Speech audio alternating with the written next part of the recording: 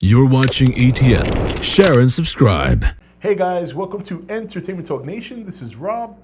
This video, we're going to do our review for The Walking Dead, Episode 2, JSS.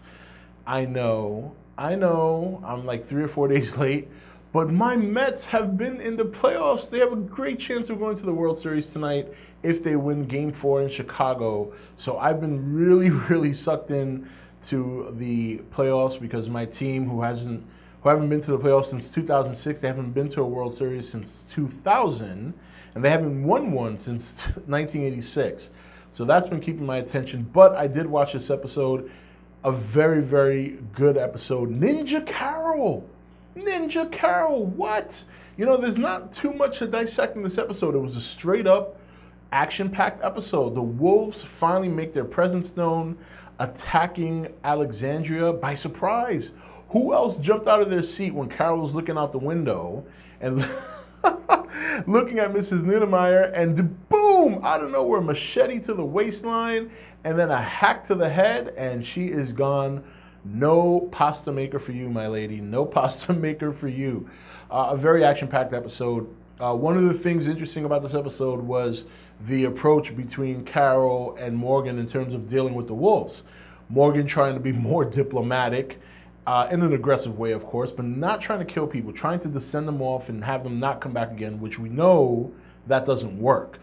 And Carol obviously taking the no chances. You know, the more the approach, the more aggressive approach, just killing these guys and getting rid of them, which for us as the viewers, seeing what Rick and his group have been through, that is the right approach. See, we have to remember Morgan, as wise as Morgan is and as talented as he is now with weapons, and as much as he can survive, and he can, Morgan's never really dealt, as far as we know, Morgan has never really dealt with people like the governor. You know what I mean? He's never really dealt with people like that. You know, last we saw him on Clear, he was dealing with zombies.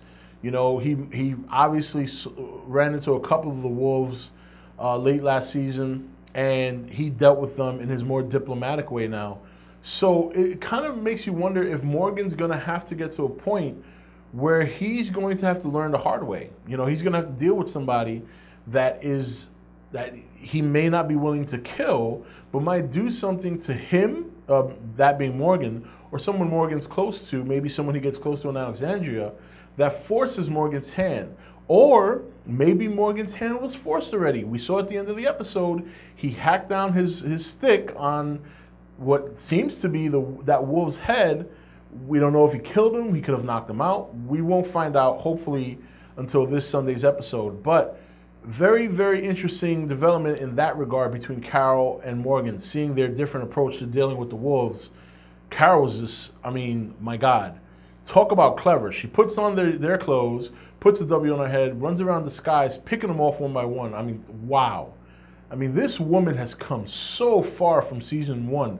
And to see her continue to step up during moments like this, where Alexandria was being sieged, or when she was trying to break the group out of Terminus, and she becomes a one-man wrecking crew. And and not like she's running up in there with a machine gun that's plowing people. She's very cerebral about how she does things. She thinks it through, she thinks on the run, and she makes smart decisions that not only don't put herself in jeopardy, but take out numerous targets. Very interesting to watch, considering where this woman was in season 1 and where she is now in season 6. So, but now we see Alexandria had to learn the hard way. Deanna has to learn the hard way that they cannot be complacent. They cannot just sit back and just live. It's not going to work that way. People out there will want what you have or want to destroy what you have in the case of the wolves. And now maybe we'll see some sort of evolution from the remaining Alexandrians to really step up and say, hey, Rick was right. He was right. So I think it's a hard lesson learned. And the wolves are not done. We saw a number of them escape. Morgan let a couple of them go. That might be the opening that I was talking about earlier in terms of Morgan learning the hard way, that you cannot let people like this live. So that'll be interesting down the road, whether that's going to come back to bite Morgan in the ass. I'm more than willing to bet it is. Very, very good first two episodes. Very, very, very good episode. In particular, this one. Carol just stole the show, and we didn't see any Rick, which is very interesting. Some episodes where we don't see Rick or we see very little of him, sometimes they're okay. So not a lot of them have. Most of them have been good. You think about The Grove has been very good. The episode where Carl was by himself while Rick was knocked out on the couch, that one was okay. But for the most part, this is probably one of the better episodes that carried on without Rick.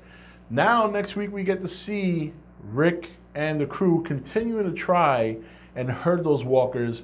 It's going to be a bit of work. I mean, there's tons of walkers. There's some that straggled off. Whether or not some of them get to Alexandria, maybe we'll find out next week. That was something I was kind of expecting to see today. Sunday.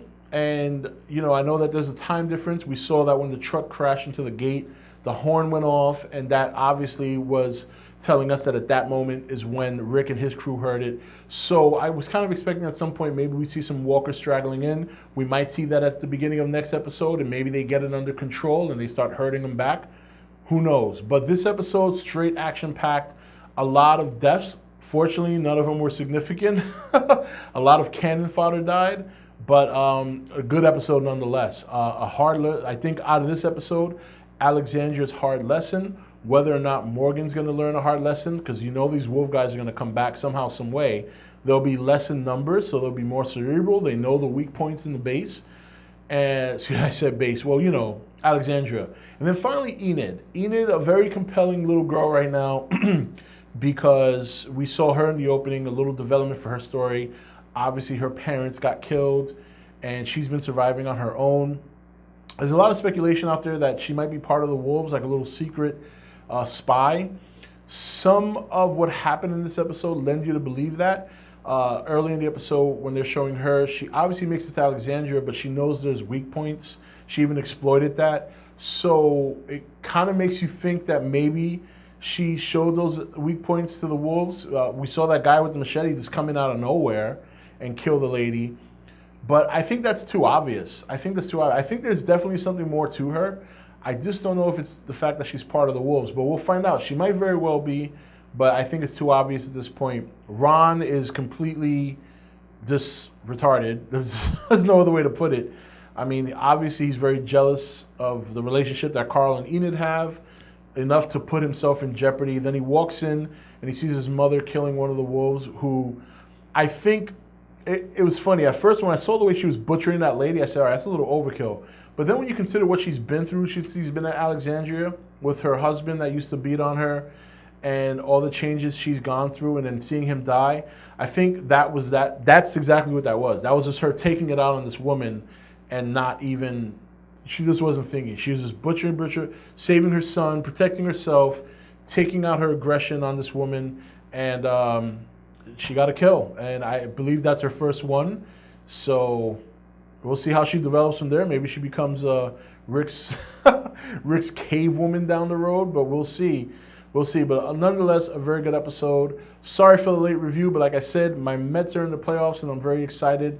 Game 4 tonight, and I'm hoping they pull it off and head into the World Series, who they're likely to be facing the Kansas City Royals. But does not mean I won't be here for the reviews. They just may not be up on time, depending on when these playoff games are.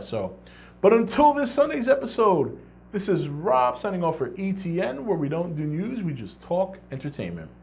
Take it easy. Thank you for watching E.T.N. Don't forget to comment, share, and subscribe. Join the nation's Facebook page to meet other subscribers, or visit E.T.N's Facebook page and Twitter page. Links for all are in the description.